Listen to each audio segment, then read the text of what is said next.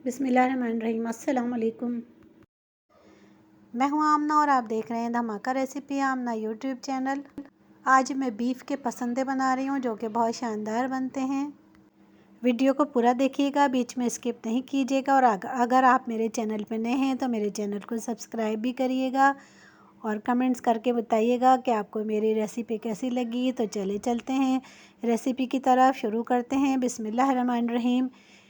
3 पाव मैंने बीफ लिया है और वहीं कसाई से ही मैंने इसके पीसेस करवा लिए हैं पतले पतले। ये थोड़े थोड़े चौड़े होते हैं, उसमें बहुत ज़्यादा पतले कर दिए हैं। आप चाहें तो इसको घर पे भी बना सकते हैं, इसी तरह से लंबाई में पतले पतले काट लें, थोड़े चौड़े रखिएगा। 4 अदद मैंने दरमियानी साइज़ की प्याज लेके काट ली है। एक छोटा टुकड़ा जायफल है, एक छोटा सा टुकड़ा जावित्री का है, 4 अदद छोटी इलायची हैं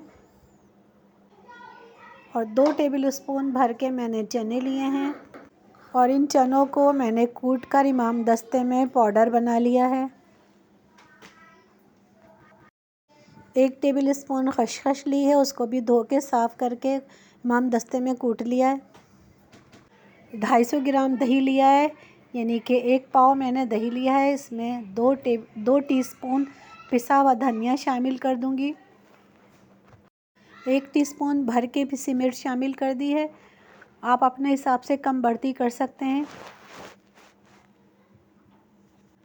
1/2 टीस्पून मैंने पिसा हुआ गरम मसाला इसमें शामिल कर दिया है और 1/2 टीस्पून मैंने इसमें पिसा हुआ ज़ीरा शामिल कर दिया है और 1/2 टीस्पून इसमें पिसी हुई हल्दी शामिल कर दी है। इन सब मसालों को दही में अच्छे से मिक्स कर लेना है। आप इसको मटन में और चिकन में भी बना सकते हैं, उसमें भी बिल्कुल इसी तरीक़े से बनाइएगा।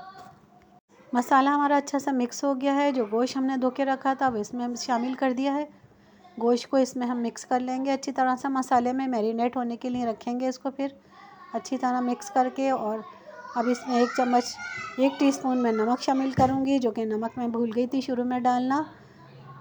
गोश्त को मसाले में बहुत अच्छे से मिक्स करना है ताकि इसमें अच्छा सा फ्लेवर आ जाए। मैरिनेट करके इसको मैं आधे घंटे के लिए रख दूँगी। तकरीबन आधा घंटा हो चुका है, गोश्त हमारा अच्छे से तैयार हो चुका है। अब इसको मैं फ्राई कर लूँगी। ऑयल डाल दिया है मैंने पैन में। एक एक करके सारे पीस रख लूँगी और इसको मैं फ्राई कर लूँगी। ये देखिए मैंने एक एक करके सारे पीस रख लिए हैं। अब इसमें जब हल्का सा कलर आ जाएगा तो फिर इसको मैं पलट दूँगी। इसमें कलर आ चुका है, अब इसको मैं पलट रही हूँ। दोनों तरफ से अच्छे से कलर आ जाएगा तो फिर इसको मैं निकाल लूँगी। दोनों तरफ से अच्छा सा कलर आ गया है, मैंने निकाल लिए हैं। माशाल्लाह से देखें बहुत प्यारा कलर आया है इसमें। अब इसको मैं निकाल के रख लूँगी। अब मैं तैयारी करती हूँ मसाले की। एक पैन लिया है, इसमें 1 कप ऑयल शामिल कर दिया है। ऑयल हमारा जब गर्म हो जाएगा तो हमने जो प्याज काट के रखी थी वो इसमें शामिल कर देंगे। ऑयल गर्म हो चुका है, प्याज डाल दिए। प्याज को गोल्डन ब्राउन करना है। शुरू में तेज़ आंच रखना है, फिर आंच हल्की कर देना है। ये बहुत अच्छी सी ब्राउन होगी। फिर तकरीबन 5 मिनट हो गए हैं, प्याज हमारी ब्राउन हो गई है। इसको मैं अब निकाल लूँगी। ज़्यादा डार्क ब्राउन नहीं करना है, बस इसको इसी तरह से निकाल लेना है। और निकाल के अब मैं इसको पानी डाल के इसको मैं पीस लूँगी। मैंने पीस के रख लिया है और जो मैंने चनों का पाउडर बनाया था वो भी इसमें शामिल कर दिया है और जो खसखस को मैंने कूट के रखा था वो भी इसमें शामिल कर दी है। इन सबको अच्छे से मिक्स करके मैं एक तरफ रख दूँगी। अब मैं तैयारी करती हूँ मसाले की।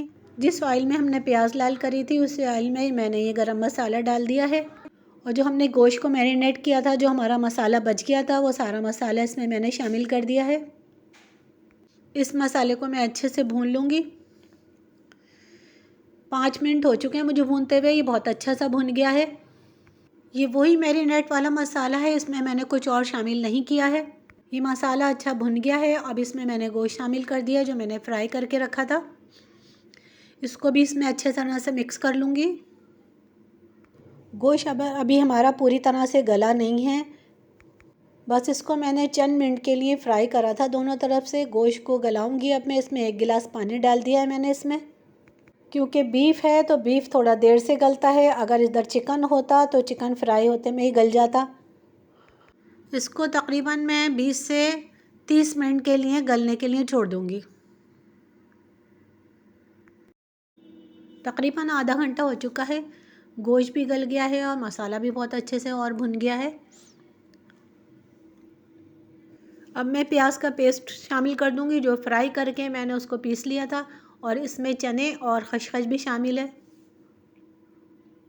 और जायफल, जवित्री, छोटी इलायची को भी मैंने इसके साथ ही पीस लिया था।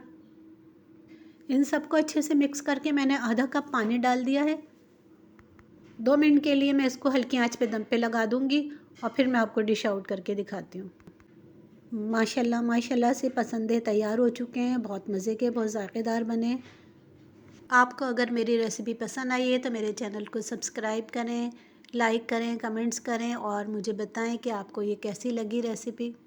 और बेल आइकन को ज़रूर प्रेस कीजिएगा, उससे मेरी हर नई आने वाली रेसिपी सबसे पहले आपको देखने के लिए मिलेगी। इसको चपाती से खाएं या तंदूर की रोटी से खाएं, ये बहुत मज़े के लगेंगे।